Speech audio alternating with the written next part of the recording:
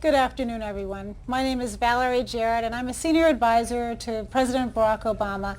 And we are so delighted this afternoon to be here at Facebook. And we thank everyone at Facebook for hosting us. The President just concluded a town hall, and it was terrific. And now we're looking forward to having a panel discussion on women in technology. I want to specifically thank Cheryl for not only being here and hosting us today, but she actually flew out to Washington yesterday to be a part of a discussion that the President had about comprehensive immigration reform.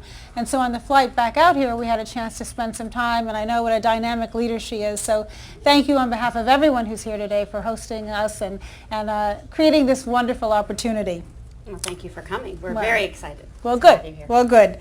We're also joined by Jocelyn Goldfein from Facebook. And on the way out, Cheryl told me how unusual it is to have a director of engineering be a woman. And so congratulations to you. And we're all looking forward to insight from you. Thanks.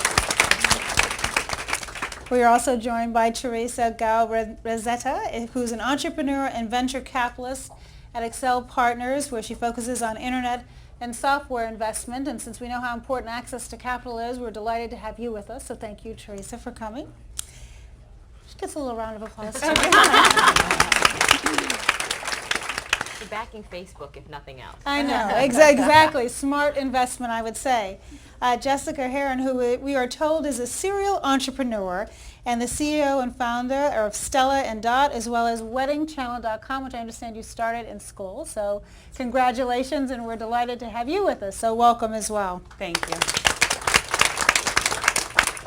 So we are looking forward to having an interesting conversation about how we can get more women into technology. And I'm just going to start out by saying this is a priority of President Obama. You heard, those of you who participated or attended the town hall, you heard him over and over again emphasize how important it is to get girls and women interested in the fields of science, technology, engineering, and math. That's the wave of the future. That's where the innovation is. That's where the terrific paying jobs are. And that's a big challenge for the administration. And as I was doing a little research for today, a couple of few facts I thought were pretty telling, shall we say. So first of all, our workforce is now comprised 50% of women. In technology, it's 25%. Now, if you think about it, also, the number of companies that are starting off and getting going that are owned by women, in technology, it's 8%, and the amount of capital that's being invested, a percentage in women-owned businesses in technology is only 5%. So if you look at it from that perspective, you see we really, really have a long way to go. So we're doing a variety of things in the administration. What we're hoping to do in the course of this panel is to engage in a conversation. We're going to be I'm going to do some questions that have been posted on Facebook. We're going to have questions from those of you who are sitting here in the audience. And for those of you who are listening, we are so delighted to have people who are on Facebook and who are going to participate. We'll also have some live questions coming from you. So we're going to manage to do all of that in the course of our time together, and I'm going to keep things going pretty quickly. So let me focus for a second still on what the administration is doing. We have an initiative that is being led by Ursula Burns, who's the CEO of Xerox, who's a wonderful role model, I think, for women and girls. And she's focusing on a project called Change the Equation. And it's a not-for-profit entity that's raising money to focus on over 100 communities where they're going to go into our high schools and try to get girls interested in these fields, because what we're finding, and Cheryl and I also talked about this on the plane, research is showing that at a very early age, as early as 8th grade, girls go on a different path. And so what we want to be able to do is excite them and get them to think it's cool again, as the President said in the town hall. There's money in the President's budget to set up centers around the country, women business centers, to help women entrepreneurs get going, provide them to access to capital.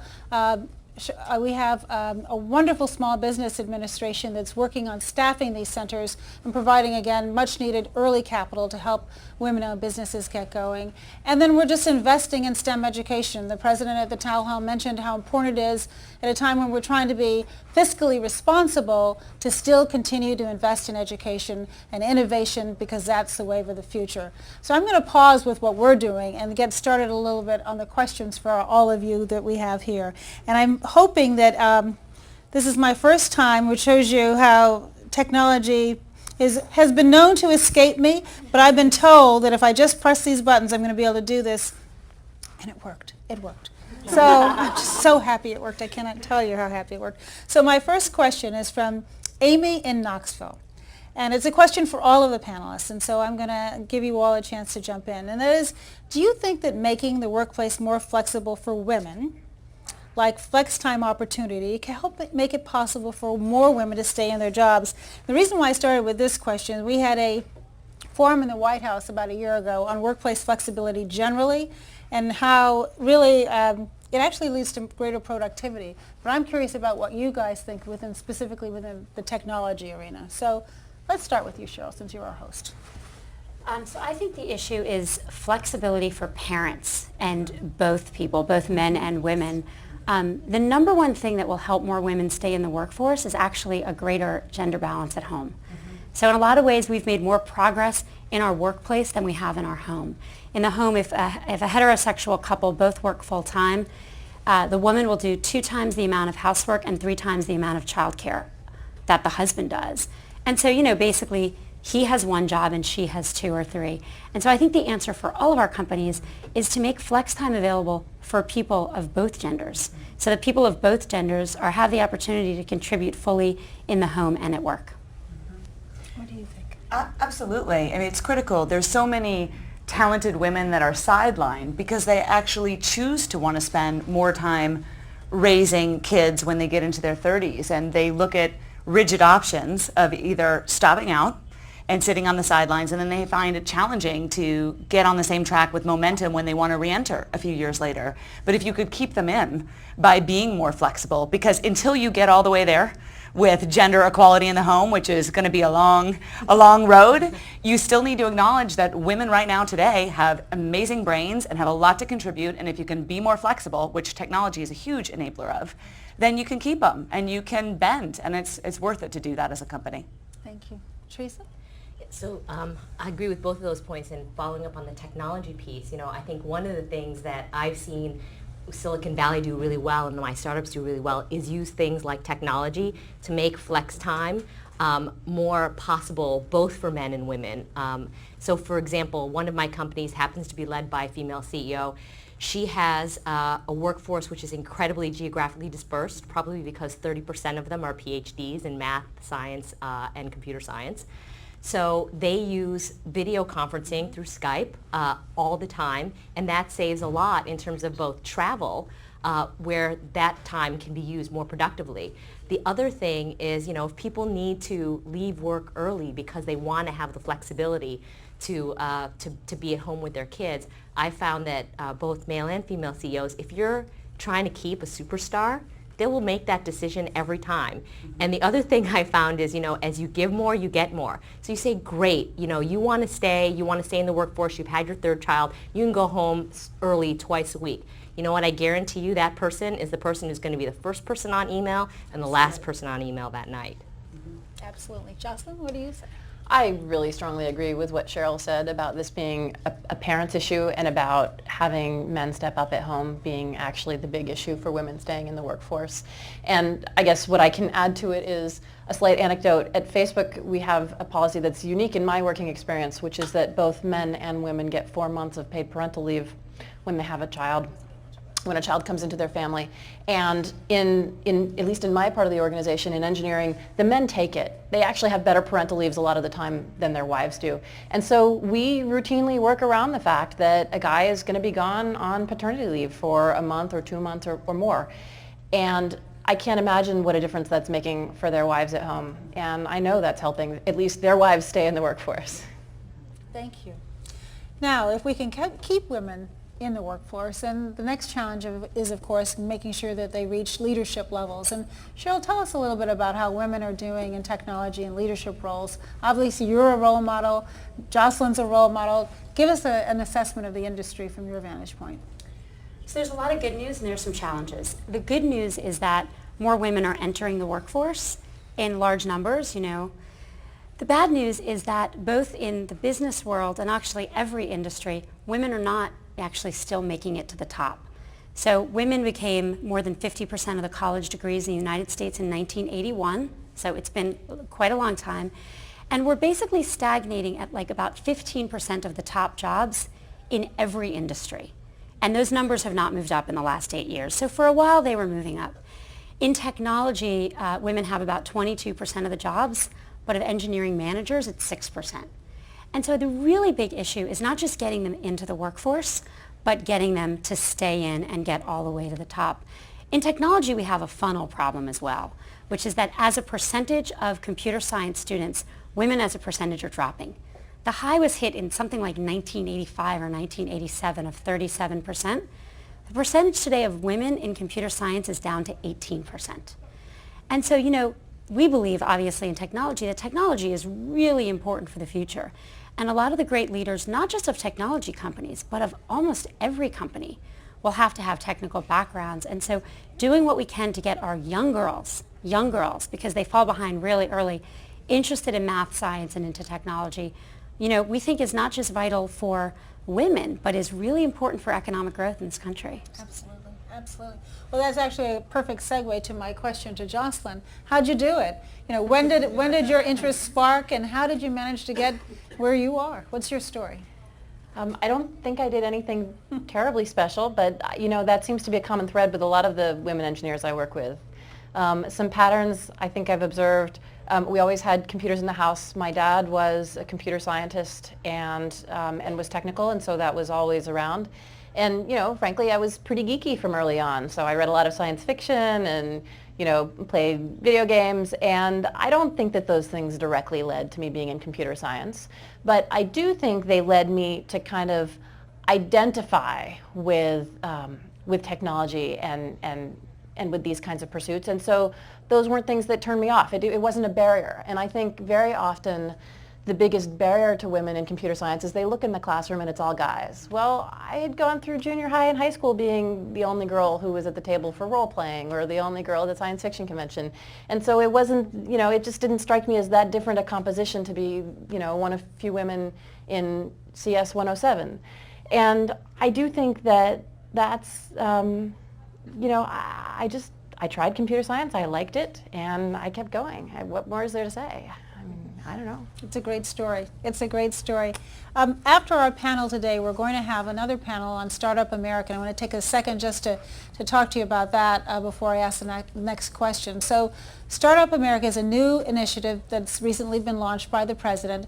It's being headed up by Steve Case, the founder of AOL. And the goal is really to see what we can do to help jumpstart young entrepreneurs who want to get going, which is why it's called Startup America, because our thought is if we invest and if we get the private sector to partner with us to invest, provide this important access to capital, then hopefully we can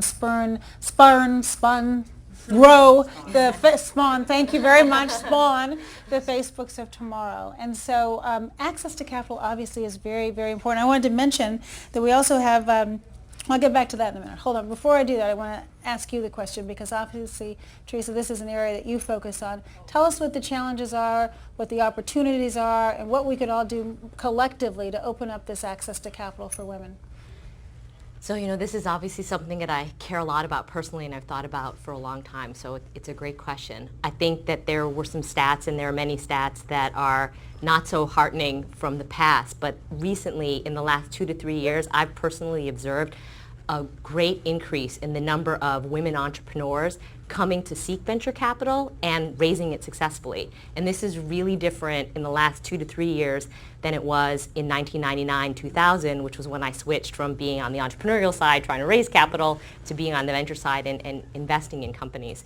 And I've seen 2 big trends behind that. One is what I like to call the rise of the entrepreneurial generation, which is people in their 20s, both men and women, in equal parts, see that going out and starting a company is the great thing that they can do right away. It's like the pinnacle of their career. It's what they aspire to do, not to work for other companies. And the second thing is driven by the understanding that women in the social web-driven economy play a critical part in your customer base and are often far more influential than any other constituency within your customer base. On the entrepreneurial generation stuff, both anecdotally and through numbers. So anecdotally, 5 of the last 6 companies that I've personally invested in through Accel have had entrepreneurs all in their 20s. And interestingly, they've been equal, in fact, slightly more female co-founders than male co-founders in that last group. But statistically, what I thought was super interesting was two things. One is, that they want to do this, that this is sort of a really exciting thing that they can do, and I'm sure partially inspired by people like Mark Zuckerberg here at Facebook. But in a Pew study of teenagers about leaving high school, what do you want to do when you get out of college? What do you aspire to be? 70% of them said, I want to be my own boss. I want to start my own company. I want to be like Jessica Heron. I want to start my own company. And then an MIT study by Professor Roberts showed that the age of first entrepreneurs leaving MIT used to be in their 40s. It used to be actually early 40s for men, mid to late 40s for women. And as recently as the last 5 years, it's dropped down into the 20s for both men and women. But I think the really exciting thing for women is there used to be a gap in the percentage of graduates who wanted to start companies, many more men than women, and that too has closed. It's basically the same. And then just briefly on the impact of women in this new social web economy. So obviously there are both companies that are targeted towards the female consumer, companies like Jessica's and ModCloth and others, where 70-80% of household spend is controlled by women. But there are also most companies that just represent the demographic population of first the US and then the world, like Facebook, where the women are actually far more influential than the men in terms of driving activity and influence. So this was true in 2006 when Accel invested in Facebook, and then Cheryl and her team gave me the data from more recently, and it's still true. 71% of the daily active fans and users on Facebook are women. 62% of all the sharing activity is driven by women. So I think with these stats as being sort of undeniable facts, women have not only an important, but I think a critical and valuable role to play at the founding and executive table of all these tech startups. Thank you. Thank you very much. So, Jessica, let's hear your story, because similar to Mark, you began in college. What got you going? What made you decide that while you were at Stanford that you actually had time to start your own company as well? What's your story? Well, it was a great time, down the street here in '94. It's amazing to think about today that when I was in college, people didn't use email. The internet was something that businesses and consumers were just discovering. So opportunity was everywhere. I actually think at all times, if you're looking properly, opportunity is always everywhere. But when something that fundamental is shifting, every business, every channel, it's like you thought the world was flat and turns out it's round. So there's going to be all kinds of disruptive innovations, and it was such a climate for invention. And I too was raised by an engineering father, always new ideas and new ways of thinking, and had that in my blood, and really was excited to go out and do something different. And at that time, I would say you're right that things have changed. There was very few females walking around talking to venture capitalists and starting businesses, and there's a lot more of that today. But even then, I never felt conscious or aware of my gender. It didn't seem to be an issue. If anything, it was an advantage to stand out and be memorable. But go a little bit further, because I went to Stanford just a few years before you did, 20 to be specific. How did you make time for it? How did you focus on your studies and also focus on your business? Well, that was questionable focus on my studies. And I was in business school at the time, actually, and I dropped out after my first year to get funding from Kleiner Perkins and start and co-found what would become Wedding Channel. And I just at that time had the conviction, as my father said to me, getting into Stanford Business School, that's good, but dropping out, that's a proud moment. Yeah, so I didn't quite do both at the same time. Well, thank you for sharing that with us all. Now, I have a question for the whole panel, because as I mentioned, getting young folks excited about this at an early age is something that's really a priority for the Obama administration, and the President mentioned it in his remarks. But could you share with us what more you think we could do to get more women to go and more girls excited to go into these fields and continue in their studies as opposed to abandoning them at such a startlingly young age? What more could we do? Let's just go around. Whoever would like to jump in. I think there's a lot of positive progress. I know there's organizations that Michelle Obama supports and the Stella Dot Foundation supports as well, Girls Inc. And that focuses on the mission of helping young girls be bold and smart and confident. And it's still an issue. Girls don't think they're good at math, and for no good reason. They still are challenged to go into math and science and have the confidence. And we're still raising girls to be polite and boys to be aggressive. And I think coming out with that message, just like with math and science, that being smart is cool and feminine and pursuing math and science, and that doing the things that it takes to be a successful entrepreneur, which is about being tenacious and aggressive, is something that women should and can do. And we have to celebrate that and support organizations and get involved and spread that message. That's great. Cheryl? Yeah, I think that's really important. I also think what the White House, what President Obama is doing on strengthening math and science education overall is really important. You know, we obviously need a broader funnel. Starting off with a stronger math and science curriculum everywhere is really important. I know that's been focal for you in the White House. There's also really focusing on, you know, the problems with stereotyping. So there's been a bunch of recent work that shows that if right before you take a math test, girls are asked to check their gender, just check the box, are you male or female? They do worse on the test than a control group which doesn't mention gender. That means that gender is reinforcing I'm not good at math and science. Someone told me the other day that the first Barbie, the first talking Barbie, the first sentence she said was, I don't like math. Math is hard, let's go shopping. Is that what it was? You remember wow. that pretty clearly. That's worse. Yeah. That's worse than I don't like math. But the question is, you know, can we tell our daughters from the beginning, you're good at this. You are good at this, because there are studies in schools where girls are bolstered as much as boys and they're told they're good, and they do very, very well. And so how do we, you know, on purpose, very methodically build up the confidence our girls have that they're good at this? And reinforce it. Did you want to? Well, I think it's not even, it's also setting the expectation. I'm raising 2 daughters, and my husband and I talk about, you know, we don't expect our daughters to be Euclid, but at the same time, we have high expectations on you absolutely can do this if you work hard. So it's not about whether or not you have a natural aptitude for math or sciences, is that this is what it takes to be knowledgeable and a productive citizen and continue, and that you must master this. And it's not okay to think that math isn't as important as reading and you have to pursue it. Absolutely. Jocelyn? I'm also raising 2 daughters. They're 3 and 6, so they're too young to think that they're not good at math yet. My 6-year-old's working on, you know, on addition. The 3-year-old's working on counting. They're both doing great. But what they are not too young for is already to have the notion that they want to behave like girls, and that some things are for girls and some things are for boys. And I was amazed. I was shocked and bewildered to discover how young this starts, that my 2-year-old would start clamoring for pink clothes. There's no DNA for the color pink. That happens because they look around and they see all the other girls wearing pink.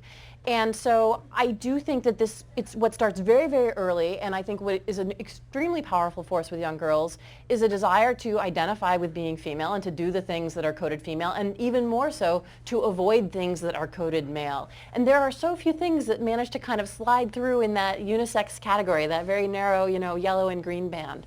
And I really think that when I look at technology, it's omnipresent in the household. At least in our, you know, in our communities, we have iPads and iPhones everywhere. Our kids, girls and boys, are using technology at an ever younger age. I don't think, you know, for many of us, we are fortunate enough that our daughters don't have a problem with access. But even our daughters are exposed, I think, continually to these stereotypes, and I don't think that that's getting a lot better. If I look at just the TV that my kids watch and the programming for girls and for boys, which is so separate, and you know, even today, sort of even the sciencey and mathy ones, it's, you know, 4 boys and the token girl character, and we can do so much better than this. We can do so much better than this, and I do think actually that media has enormous power to shape what girls think is possible for themselves. And that's why today allows us to go around the conventional media and talk directly, which is why another reason we're so grateful to be here. Teresa? So I want to first give a shout out to the importance of role models, and then I'm going to end with a story just re-emphasizing confidence, and a rather unfortunate story with my 8-year-old daughter. But on the role models, which, you know, I think you heard both from Jocelyn and from Jessica, how important that was for them to be excited and want to feel like, you know, they can be in technology, they can do whatever they want. I'm in the business side now, but I actually am an engineering major from undergrad, and when we were the side of women engineers, we're trying to look at why was the dropout rate 2x for women versus the men in our cohort. And interestingly, not surprising to me, but interestingly, we looked at it and we said, well, how did their grades fare for the women who dropped out versus the men who dropped out? Turns out the women who dropped out actually had higher grades than the men who dropped out of engineering. So it wasn't that. It was actually very much this issue of role models and not understanding what it was they were going to be able to do, the cool things that they could create when you're stuck there in your core class learning about inorganic chemistry and electromagnetic field theory. Like, why am I doing this? And so all of the women who dropped out had not a single close role model in their family or in their friends who was an engineer or a scientist. So they didn't understand, the wonderful, amazing things, hey, I could be Jocelyn. I could be managing and creating the algorithms for what the Facebook newsfeed is. That's cool. I think my daughter would love that. And all of the men who stayed with it all had a very close family friend or relative who was in the field. And that was the number one single cause for why people stayed versus why they left, and the gender difference. So with that as the backdrop, so my daughter, who's 8, so unfortunately I have no idea where this came from. She was playing this math computer game where you compete with other unknown students to do math problems and see who wins. And she said to me, Mommy, I don't like to compete against the boys because boys are better at math than girls. I was like physically taken aback. I was like, where did that come from? That did not come from me, or where whenever anything breaks, or I'm the one who fixes the stuff in my house, and Jess knows because she knows my husband, and it's kind of the same with her and Chad. Anyway, so I'm like, where is this coming from? She's not seeing this stereotype in our house. So, but it's all about the building the confidence. I said, you know what? How about this? Why don't you just practice more on your own before you compete? See how good you can, get the highest scores you can, then go out there and pick, doesn't matter if it's a boy or girl name, go pick somebody else got a slightly higher score than you and play against them, because that's how you get better at everything, right? That's how you get better at soccer, that's how you get better at math.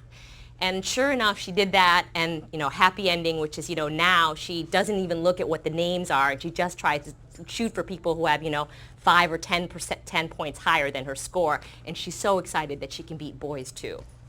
Well, that's a good story. And it's actually a good segue into, we're going to go back to the questions that are being posted on Facebook. And this is one from Kelly in Madison, Wisconsin. Kelly, I hope you're watching because we're reading your question. And it's for you, Jocelyn, because we're talking about women as role models for other women. And the question that she has for you is, as a fellow engineer, she says, I'm sometimes discouraged by the lack of female peers and mentors. How have you coped with this over your career? I guess I've been fortunate that I have had great peers and mentors of both genders throughout my career. I'd say actually probably my best mentor ever was a man. He was close in age, and he was my, second or third boss right out of, but it was when I was still a couple of years out of school, and we had a fantastic relationship where we could give each other untrammeled feedback, and I think we both grew a lot as people because of that. So I don't think it's necessarily about that your peers and mentors have to be women so much as that there are people who believe in you and who inspire you with the self-confidence to know that you can do more. That said, I've also been fortunate to work for a lot of companies that have amazing women leaders. The first company I worked for out of school, PCOrder.com, was helmed by a female president, Christy Jones. And I worked for many years at a company, VMware, that had a female CEO. And now, of course, at Facebook, we have Cheryl in the C-suite. So I think, they're there. It doesn't take a lot. And, I think the key is to just build great relationships, great connections with people who believe in you, no matter what their gender is. One more, and then we're going to go to the audience here, or also some live questions that are coming in, too. This one's from Jessica in San Francisco. And she says that there have been angel groups popping up lately that focus on supporting companies led by women. So, Teresa, do you think that this is a good way to help female entrepreneurs, and does it actually work? I think it is a good way. I think there are many other things that we've already talked about in the panel, so it's the aggregation of the network effect of all of those things. So there are some really great groups about that.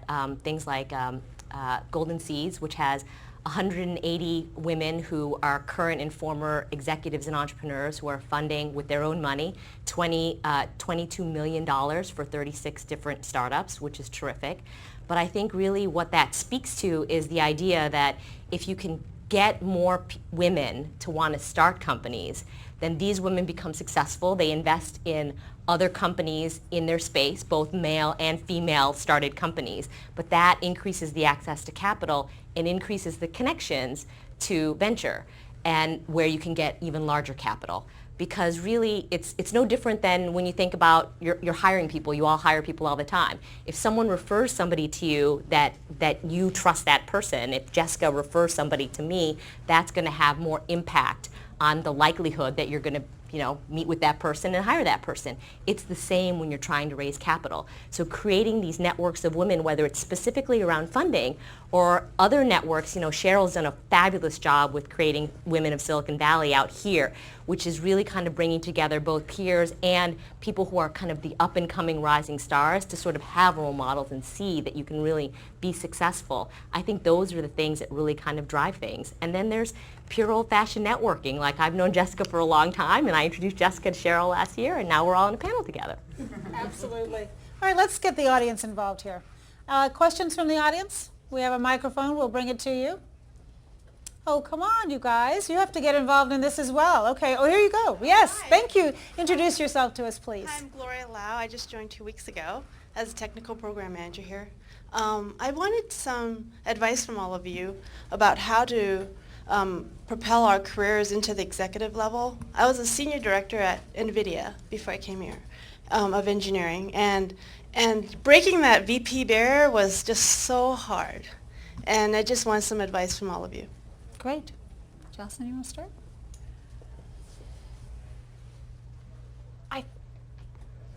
I really don't know what to tell you. I was promoted to vice president while I was gone on maternity leave at VMware. So actually, I also got a promotion when I was gone on maternity leave with my first child. So my husband and I joked that if I just kept having babies, I'd eventually be chairman of the board, and so it goes. I think I don't want to steal Cheryl's thunder, because she actually has wonderful and specific advice on this topic that I think is really pertinent. And one of the biggest is just to lean forward, to put your hand up, to take on more, and to do more, and to stand out. And that's easy to say and hard to do. So, I think that that's exactly the right advice, right? Which is just, go for it. Don't think about, just do what you love and follow it, and you'll be great at it, and people will notice and recognize you. So this is a thing that I think Jessica talked about. Sometimes it's an advantage to be the lone female or one of the few females in a specific area. So, I think that can be something that's really an advantage. But I think absolutely it's about, you've got to find the right place, the right company, the right culture that values what you offer, but also the way you want to work. And if you've been terrific and great, I have many stories of women like Jocelyn who've been promoted on maternity leave or on other types of leaves. And that's kind of seen as, frankly, it's good business, because that boss was actually trying to make sure that Jocelyn was going to come back. That was smart. And it worked. I'm going to jump in, even though I'm obviously not in technology, since my hand is shaking here, hoping that this works as it has been so far. I would like to brag. But I'll tell you, the first time I received a promotion, I had been working really, really hard, and I'd been doing more work than was my assignment. I was always going beyond the call of duty. And I had a woman who was my mentor. And she said, you should go in and ask for a promotion. And my initial reaction was, well, my boss should see how hard I'm working, right? So he should just give me a promotion. And I was a little grumpy that he didn't seem to recognize that I was worthy. And I thought it would be totally inappropriate to go in and promote myself. And she said, go and ask. The worst thing that he's going to do is tell you no. So I went into my boss and I gave him this long explanation for why I thought I deserved a promotion. And he was kind of half listening to me. And at the end, he said, well, okay. And, I was shocked. But the point is, even if he hadn't said okay, what was wrong with the exercise? And I think women hold back. I think women sit around waiting to be recognized, waiting to be promoted, and you can't, because men don't shy away. If they think that they're deserving, and even if they don't think they're deserving, they're not shy about asking. And if you are following your passion, you're doing what excites you, you're doing a great job, just because your boss doesn't think to recognize you, recognize yourself. Sure. Yeah, I agree with everything that's been said. I think really the challenge for women is about owning success and really believing it. So the data is really clear on this. If men do something well and you ask them why, they attribute it to themselves, their own skills, which is, no, it's good. I mean, it's also, hey, I'm awesome. Why would you ask? Such a silly question. But if women do something well and you ask them about their success, they attribute it to either working hard or external factors. I got lucky, my friend helped me, I worked really hard. And that's both fine, and both of those are appropriate. The problem is, often in order to contribute more, you have to believe you're going to contribute more. And if as a man you believe you can contribute more, and as a woman you think you need to get lucky, you're less likely to raise your hand. And so I think one of the main things women need to do is really try, even if you don't quite feel it, to fake it, to like own your success and believe that when the next problem is there to be solved, you can solve it. And that's, I think, something that we have to work on for ourselves and our female colleagues and for our daughters. Yeah, I completely agree. Getting ahead isn't a gender issue, but it may be traits that leaders need to be promoted in order to lead and manage and motivate a team and make decisions on a larger scale. And if women don't have that as naturally, because again, boys are raised to be more aggressive, they take credit for their work, women are more reticent to do that, then it's just a personal change that you need to take on within yourself and say, I am going to cultivate these characteristics within me that put me in a place of leadership, and just be that. And it does go to what we continue to have to give that message to girls. I don't say to my daughters, don't speak unless spoken to. I tell them, if you want something, go get it. Exactly. That's exactly the message. Do we have any that are coming over live? Let's hear what you guys out in our Facebook audience are thinking. We do. It's a question from Carol Bonds from Kentucky, and I think it's very well suited because everyone on this panel has talked a lot about how at the home we're actually fostering, it sounds like most of you have daughters, how you're fostering and encouraging that growth as young women. But how do educators and how do these, institutions actually help women pursue mathematics and other technical fields from a scholastic standpoint? Good question. Very good. Ideas, Jocelyn? I'll tell you what, I do think that seeing women at the front of the classroom in college teaching these classes makes a big difference. And it is as small as the number of women undergraduates majoring in computer science is, 18%. The numbers in graduate school and the numbers in faculty are vanishingly small. They are single-digit percentages. And MIT has made a big effort to recruit more women into the STEM fields, has turned the tide, has brought, I think, into the sort of 30-40% territory in the last 12 years with a really concerted recruiting effort. And I think that makes an immense difference in attracting women into those classrooms. So that's an important place to start. Thank you. So I would agree. My best friend from undergrad is actually a professor at MIT, and I think that women who are the rare few in that world take it upon themselves and do wonderful things to try to encourage interest in STEM even with younger girls. So she and several other female colleagues open up their labs at MIT once a quarter to girls from middle school at various from South Boston, less equipped schools, shall we say, and bring them in just to teach them that science is fun and science is cool and you can actually do really exciting things. And this is why math and science matters. And it's really amazing to see the difference in these girls' eyes about, why this is exciting and something that I want to do, because I would love to do that someday. That's cool. That's great. That's great. Cheryl?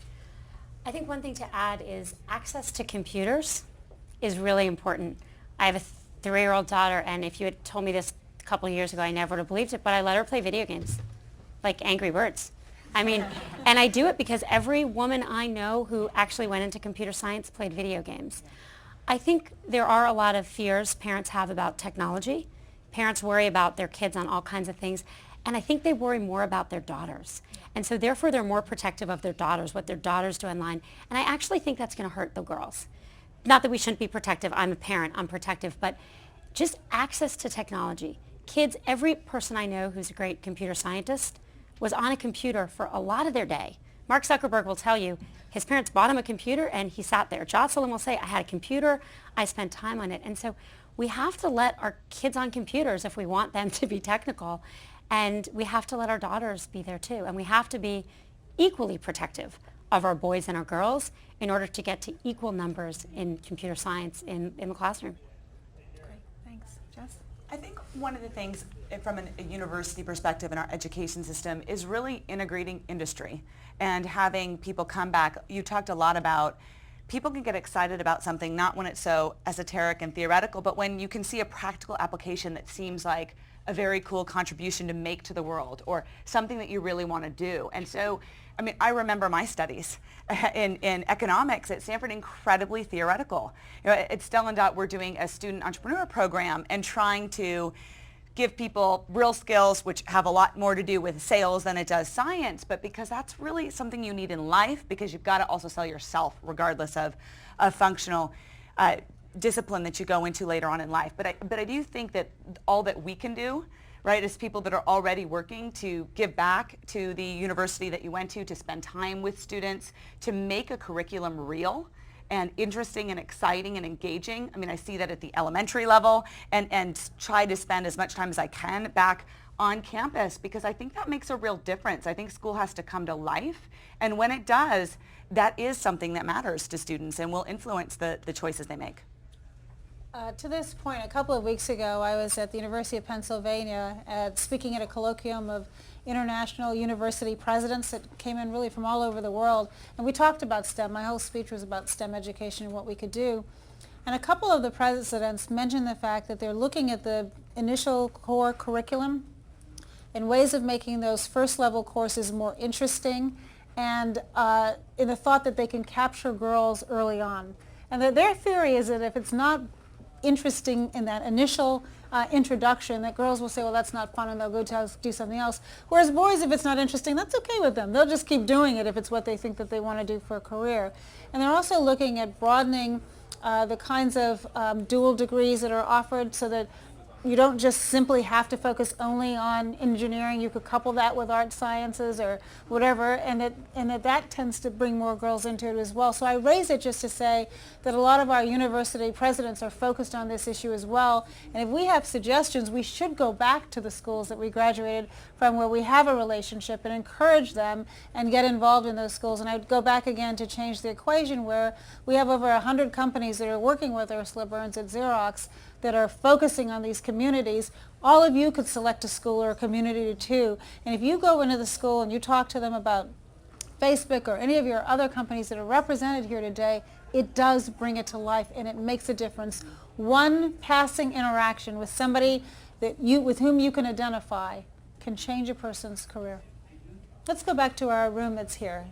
Any questions from our audience here? We actually have one more right Okay, before great. the Startup America panels come. If you want to come over Oh, here. are you beginning to segue Yeah, us to a close? this is my very, Okay. very smooth segue. That this That is was very probably the last good. question, but I'm going to just pass over the mic. Hi, I've noticed, and one of the hallmarks of Silicon Valley is comfort level with making mistakes and failing, or not even failing, but maybe recognizing that you might have done things differently. Do you think that there's a difference in perception of women when they maybe make mistakes and have to shift gears than there is of men? And do you think men sometimes are given more of a benefit of the doubt anywhere along the way, and how that might be changed? It's an excellent question. Let's everybody take a turn on that one. Jessica?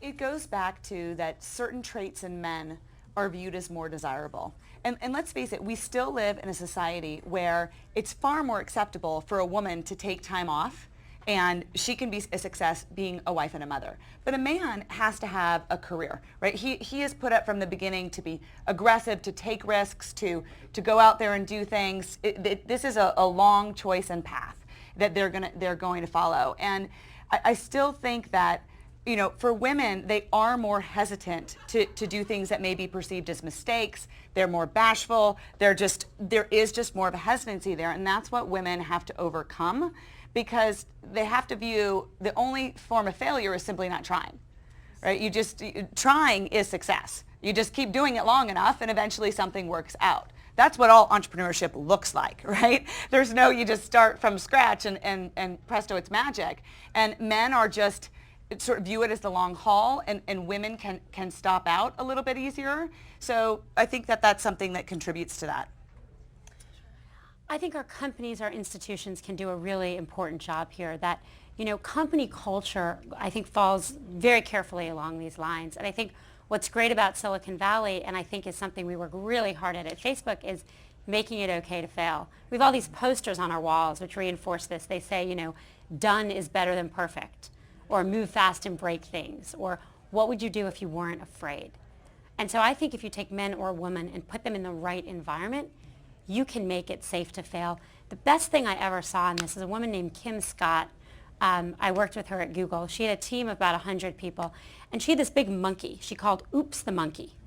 And every week, she had a team-wide meeting, 100 people, and people would stand up and say the biggest mistake they made that week, and whoever had the best one got Whoops the Monkey on their desk for the week. And so she took something where, rather than hiding your mistakes, she set up a culture where people were stepping up and, not just sharing their mistakes, but really applauding each other for being, big enough to try. And that's something, Facebook worked really hard at. I think companies that are successful need to work really hard because you don't want employees or coworkers who are leaning back. You want people who are leaning in. Absolutely. Jocelyn, or should I say the one? I'm a big fan of this comic strip called XKCD, which you can find at xkcd.org, and it's a geeky comic strip. There's this one panel that has really stuck with me. There's these two stick figures that are male, and one of them is doing a math equation on the board, and he's made a mistake. And the thought balloon over the other guy is, what an obvious mistake. This guy is bad at math. Then you have the exact same panel, but the one with the math problem and the mistake is female.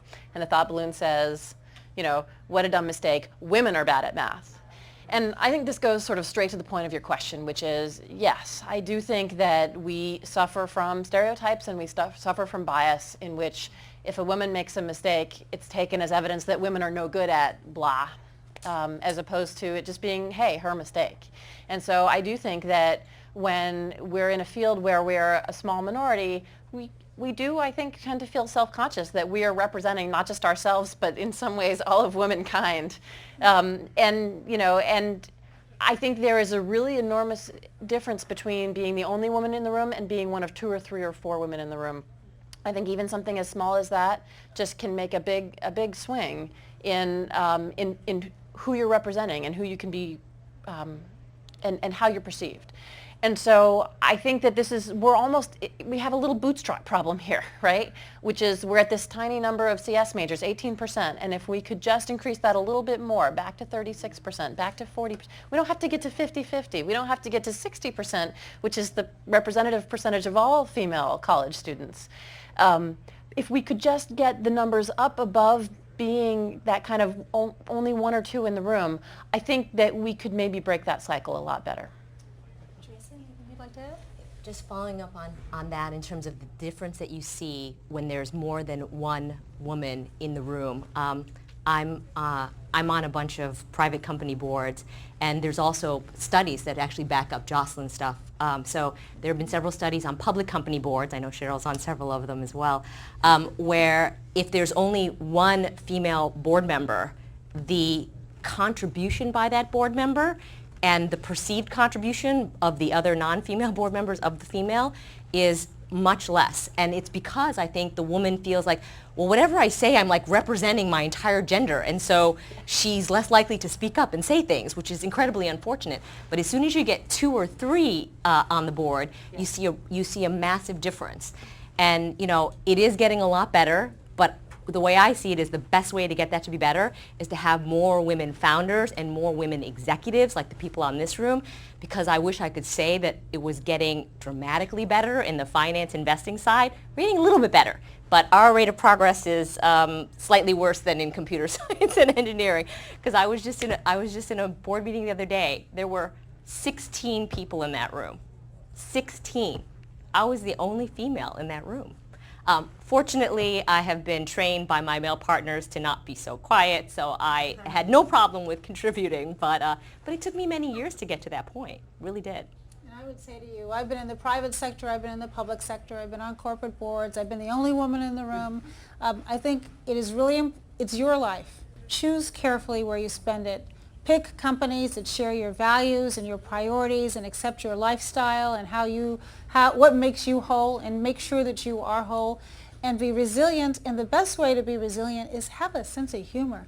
I mean, you've got to be able to laugh at yourself. And me shaking with this iPod, it makes it a little easier if you're willing to make fun of yourself. And if you fail, just get back up and try again. And that's really the race is not to the swift, is you've got to just keep at it. But pick where you go and self-select because you've got a lot of great choices. And I thank you all for coming today. Those of you who are on Facebook, online, thank you for sharing some time with us. We hope that you found this to be helpful. I want to thank the entire panel and, of course, Cheryl, for making your home our home and allowing us to spend this really very important time with you on a topic that we all cared so much about. Thanks a lot. Thank you.